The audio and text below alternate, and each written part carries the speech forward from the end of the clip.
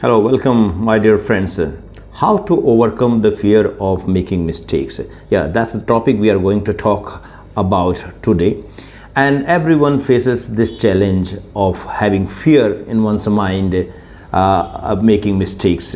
And that fear at times really grows to such a big dimension that it really haunts us and we become very fearful of making mistakes in our life. So, my dear friends, let our perspective get correct, because maybe we are having a wrong perspective about mistakes. We are considering mistakes to be our enemies, while it is not so.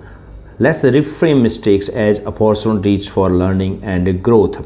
Everyone makes mistakes in one's life or along the journey of one's aspiration. Those who have reached at their successful positions today have gone through the same phase of making mistakes, a lot of mistakes in the beginning. The mistakes are going to really happen, so we have to really downsize the fear that is there in our mind. We have to really look at mistakes with different perspective and a positive perspective, perhaps, because these are the learning tools. Basically, it is only through the mistakes we are going to learn how and what way we are moving ahead along the journey of our aspiration.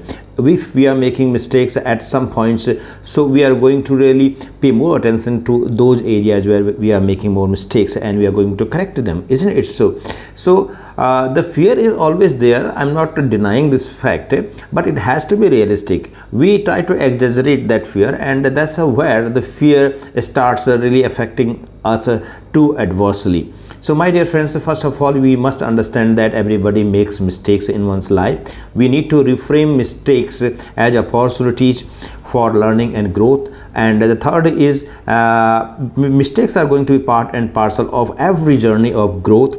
And the fourth is that we need to practice self-compassion. Self-compassion means that when we make mistakes, a lot of mistakes, we should not be criticizing ourselves. We should not be harsh upon ourselves that why are we making so many mistakes.